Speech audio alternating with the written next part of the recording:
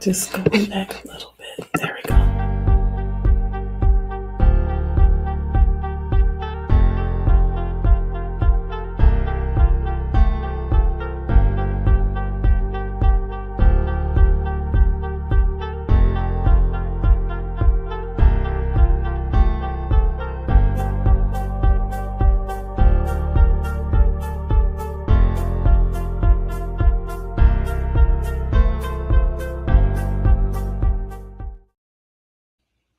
Hey everyone, welcome to day one of my live series, Speak Truth to Power. If you're watching live, drop a fire emoji in the comments to let me know that you're here and you're ready to dive in. You know, I don't like to waste time. I like to get right to it. So if you're catching the replay, let me know with hashtag replay in the comments. If you don't know who I am Takenya Freeney. I'm a public speaking coach who helps ambitious professionals, leaders, and entrepreneurs own the stage and amplify their voice. That's my purpose here. That's why I'm here. So, using my background as a classically trained musician, as a military veteran, and as an entrepreneur, I teach you how to speak like a pro with power, reach, and opportunity so you can step into every space with confidence and command attention. So, I want to set the stage for you today. I just want to give you a statistic here. I want to tell you this statistic. It may be shocking, it may not be, but I want to share something deeply personal at the same time. So, I'm going to give you a little bit of insight as to some of the things that I'm dealing with, some of the things that I'm going through right now. And today's experience actually relates to navigating through my divorce and how silence nearly held me back. Silence almost kept me from what was already mine, my silence. And here's the truth. I'm not the only person in this position. I'm not alone. I know there's a lot of isolation that comes with when you're having to navigate this whole divorce process. And I want to let you know that you're not alone. According to blackdemographics.com, around 40 to 50% of marriages in America end in divorce. And for second marriages, which mine was a second marriage for me, a third marriage for him, the number jumps to 60%. The number jumps to 60%. So as I'm sharing my story, I want you to think of a time where, maybe your silence kept you from what was already yours to have. You know, a lot of times marriage is celebrated publicly. It's your engagement is celebrated publicly. You go ahead and get pictures for it. You want pictures of the ring. You want video of the moment when you said yes. You want video of the dress and whatever comes with a marriage ceremony, a wedding ceremony. There's a lot of pomp and circumstance, and it's an invitation for the whole world to participate in your joy. That's the marriage part. But when people get divorced, divorce is surrounded and shrouded in a lot of silence and a lot of secrecy, and unfortunately, in a lot of shame. And I'm here to say that that silence is costly, not just to you emotionally, but to you financially and to you as well spiritually. Your silence doesn't protect you. It imprisons you. And this is why we're going to speak truth to power this week in this series. So you got to join me every Tuesday, Wednesday, and Thursday at 12 p.m. Central Standard Time for what I'm talking about. You know, your silence doesn't protect you.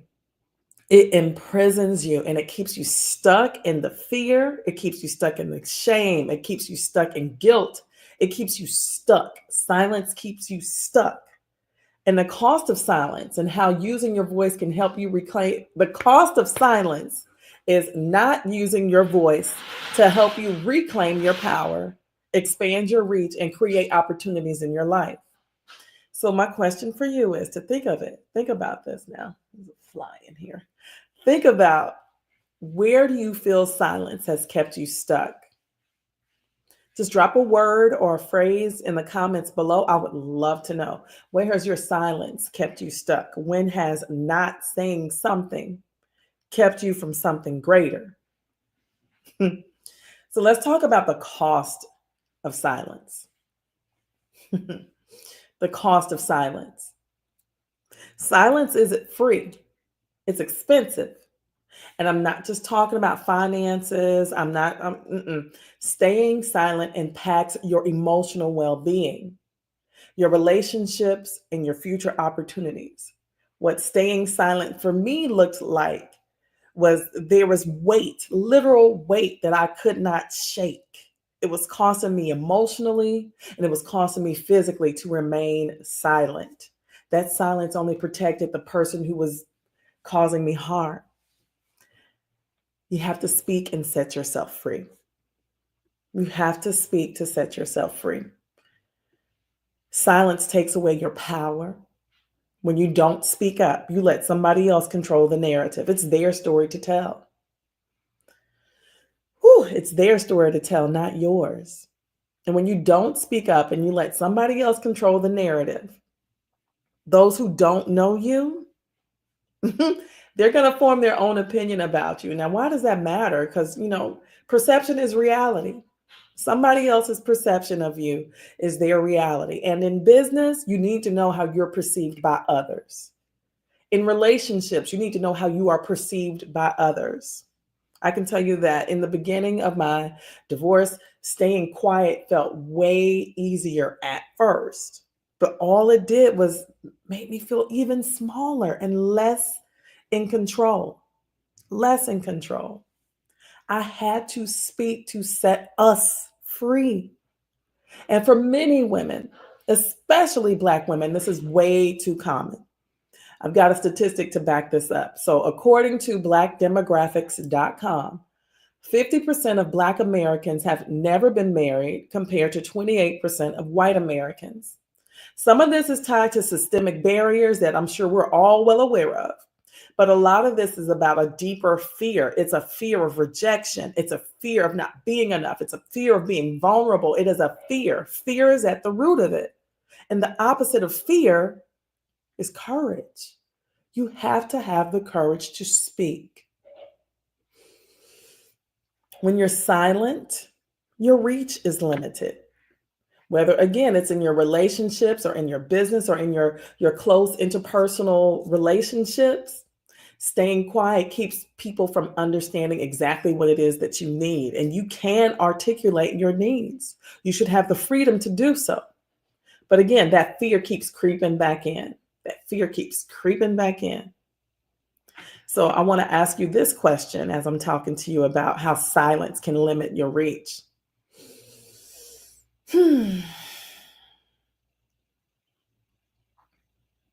What have you missed out on? What's held you back? Why were you fearful? Why? Why were you fearful? And was that fear actually rooted in truth? Silence limits your reach, whether it's in your relationships, your business, or your personal life. And staying quiet keeps people from understanding your needs, your boundaries, and your value. Now, I don't want this to be like a whole list of like dismal statistics related to marriage. It's not dismal. There's bliss there as well. And that bliss comes in the freedom of setting yourself free with your voice. Black women have the lowest marriage to divorce ratio of any racial group, according to Bowling Green State University. That means there's fewer opportunities for Black women to build these long-term partnerships, and there's more chances for us to get stuck in these cycles of isolation. You have to use your voice to set yourself free. This is how being silent costs you on opportunities, okay? This is how being silent costs you on opportunities. When you stay silent, you're missing out on opportunities to advocate for yourself. When you stay silent, you're missing out on opportunities to advocate for your children. When you stay silent, you miss out on opportunities to advocate for what you need. When you're silent, you're missing out on an opportunity to let your needs be known. You can literally speak truth to power. You're missing out on an opportunity to negotiate for your worth. and to create the life that you want. For Black individuals, 40, and I'm focusing on Black folks because I don't know if you know that I just happen to be Black, okay? For Black individuals, 47.9% of their first marriages end in divorce. And this is the highest rate out of any group that's been monitored. And again, my statistics are coming from blackstatistics.info. I think it's really important for me to cite my sources. And this tells me that too many of us are navigating these transitions without the tools, more importantly, the voice to demand what we deserve. Demand what you deserve. Demand what you deserve. Demand what you deserve. So, can you think of a time when staying silent cost you an opportunity? Maybe it was in work. Maybe it was something related to a close personal friendship. When has staying silent cost you? Maybe it was a tough conversation that you know you needed to have, but you didn't because, again, you were fearful. Fearful. Hmm. Hmm. You got to share your story because it may save somebody else. And this is part of why I'm sharing mine. But why do we stay silent in the first place? Anybody thought about it? We're scared that somebody's going to judge us.